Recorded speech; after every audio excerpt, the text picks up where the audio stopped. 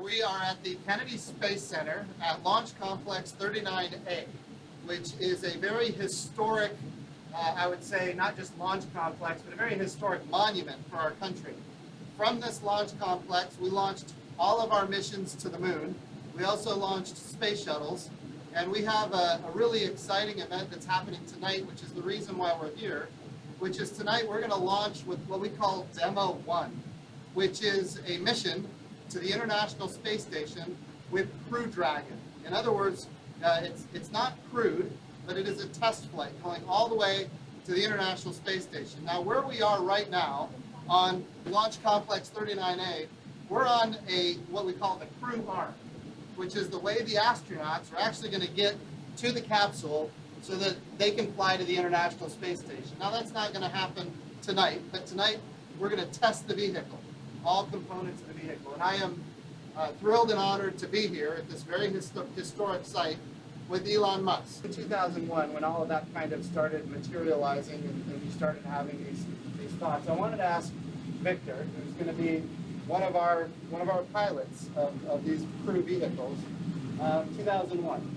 2001. Victor, where were you in 2001? I was learning to fly jets. Okay. And I actually got my wings that year. Cool. So sounds awesome. So Victor was a naval aviator, getting his wings. What month was that? 2001. December 2001. Okay. So you got yours about 5 months ahead of me. I was in May of 2001. But you obviously did much better than I did, because I ended up running a museum and then becoming a politician, and you went on to become an astronaut. I don't know if you can say that now, sir. Yeah, well, my job is much easier than yours. I can tell you that. Of course, we're so proud of all of our astronauts. You guys have all made your whole country proud. Bob, how about you? Can you remember maybe 2001 where you might have been at that time? I can. Back in 2001, I was an astronaut candidate. Okay. I started in the office back in 2000 in the summer, July. So just getting my first chance to come down here to Kennedy and strap crews in. I was just getting started as a big crusader. Yep. One of the astronauts that operated the space shuttles before the crew came to strap in and collected them after they landed in the space shuttle. So. And your background before that, you were an Air Force flight test engineer. Correct. I'm an Air Force flight test engineer, still active duty in the Air Force. I worked the F-22 program after test pilot school, and then worked in a research lab at Eglin Air Force Base prior to that. So it's amazing to think about where everybody was at these different times and how it all comes together at this one moment.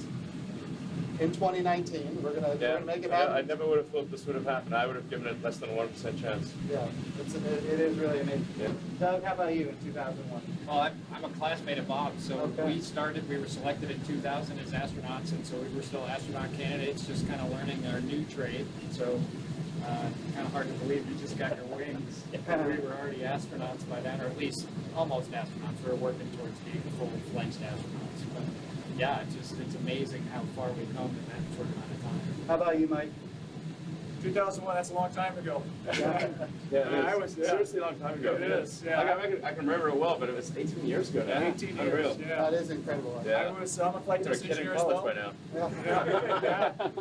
Flight test engineer as well in the Air Force, and it was in Canada, Cold Lake, Alberta. I was on exchange at their flight test center testing the Canadian jets. Yeah, awesome. Yeah. So right now, inside the Crew Dragon for tonight's launch is I don't want to call him or her a dummy. I know. I was trying to avoid the use of the word dummy. Tell me what we call the I guess synthetic person.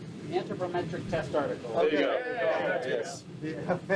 Yes. So what is it you decided to name the anthropometric test article? I called her Ripley. Ripley. Ripley from Aliens. Fantastic. Yeah.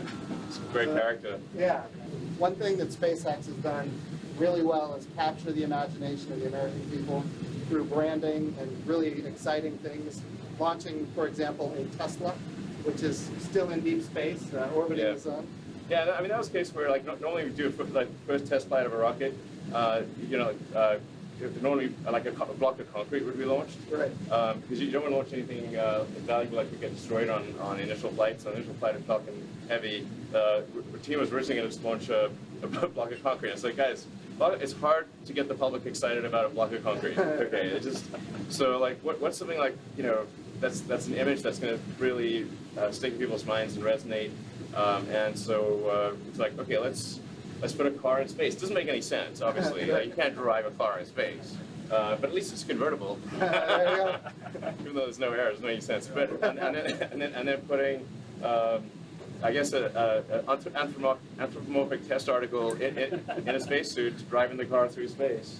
And then it's the kind of thing I think kids can get really excited about, and like, so I think inspiring adults and kids and people of all ages to want to go out there and explore and become a multi-planet species and have a base on the moon and build a city on Mars and ultimately go to other star systems. We've got to have inspiring images, things that really, have a strong emotional effect, and just like make you feel.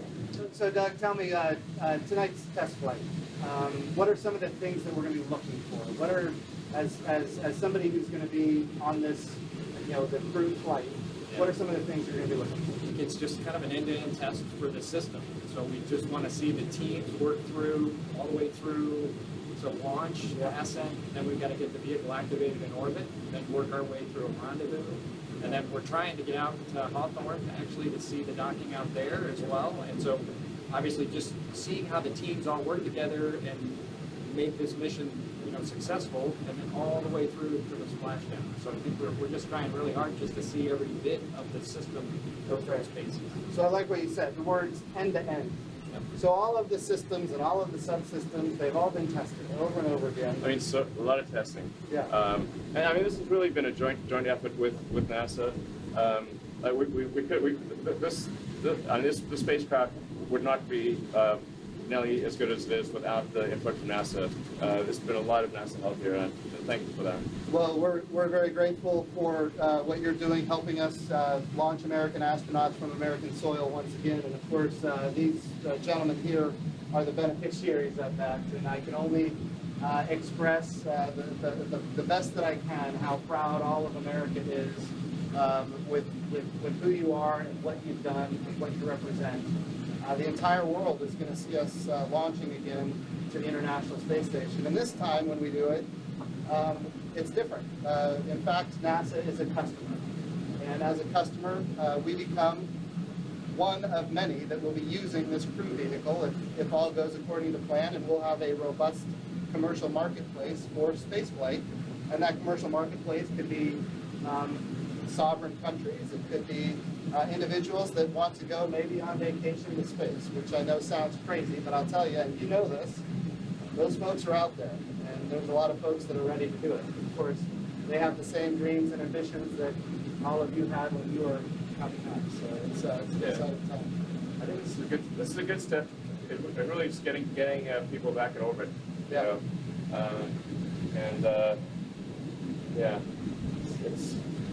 It's a step towards, like, ultimately. I mean, what I really want to see is, permanent base on the moon, permanently occupied human base on the moon, and us building a city on Mars. That's like, if I can see the beginning of that before I die, I'll die happy. Well, the president's first space policy directive to me was go to the moon, and the word in there is sustainably. So how do we go? We don't want to recreate the Apollo program. Exactly. We don't want to leave flags and footprints and not go back. We want to go and we want to stay. And this time, that means landers, rovers, robots, and humans in a sustainable return. It doesn't mean at this point we're ready to have, as you mentioned, a city on the moon. But what it means is we can put together all of the components that enable it to eventually be sustainable. And part of that is reusability.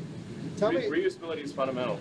A fully reusable vehicle will cost 100 times less per flight than an expendable vehicle. And it kind of makes sense. If you think of any other mode of transport, it could be like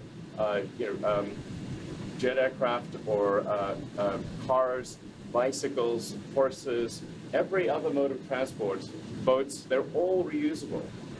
The weird one that isn't reusable is space. That's right. So you can imagine how expensive it would be if every time you flew in a jet that you had to get a new jet, Right. as opposed to refuel the jet.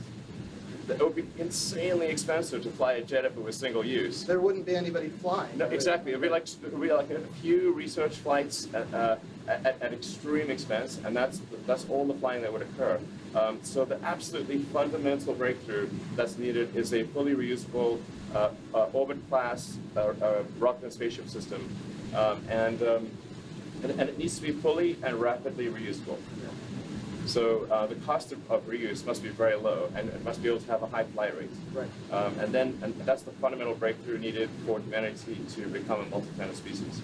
And I think one of the key enablers there was a program we called Commercial Crew that went into place quite a while ago.